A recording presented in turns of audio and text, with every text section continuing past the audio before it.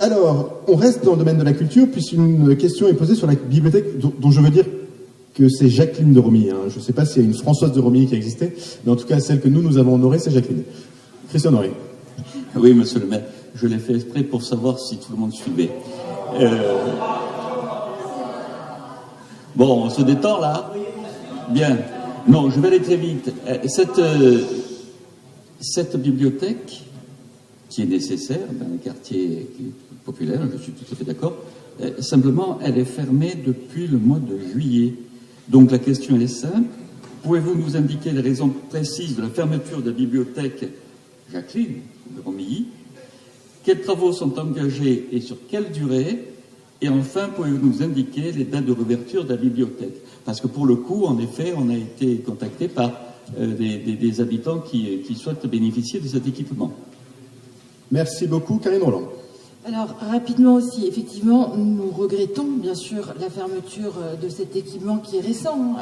La bibliothèque a ouvert en 2014. Nous avons été alertés depuis plusieurs années maintenant par les personnels de Jacqueline de Romilly sur le fait qu'il y faisait trop chaud l'hiver, trop froid l'été, et qu'il y avait un vrai problème d'ouvrants, de fenêtres, pour parler rapidement.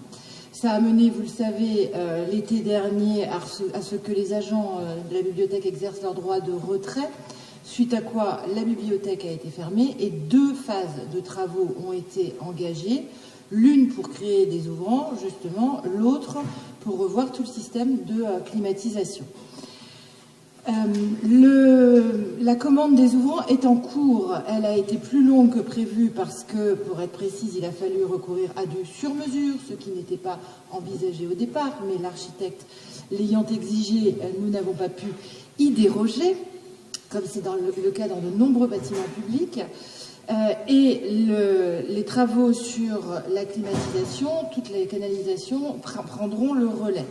Donc, pour vous donner une date, on est actuellement sur une réouverture en juin. Et nous étions à la bibliothèque Hors-les-Murs il y a quelques jours avec Éric Lejoindre. Les délais devraient être tenus. Donc, j'en viens à ce tout dernier point, mais important. Effectivement, nous avons mis en place une bibliothèque Hors-les-Murs.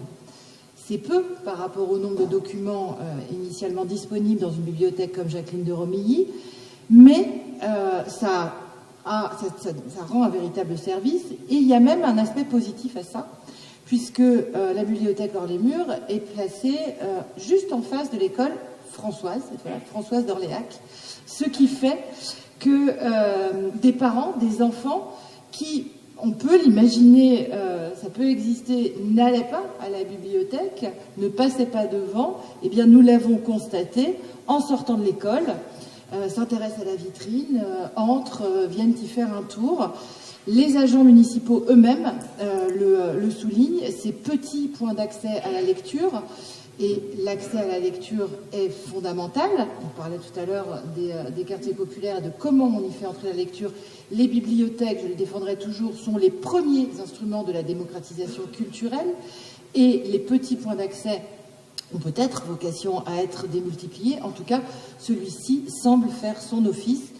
Donc, pour reprendre le point essentiel de votre question, les travaux sont en cours. Ils n'ont pas pris de retard et réouverture au mois de juin.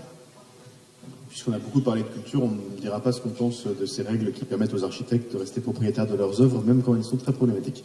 Merci beaucoup.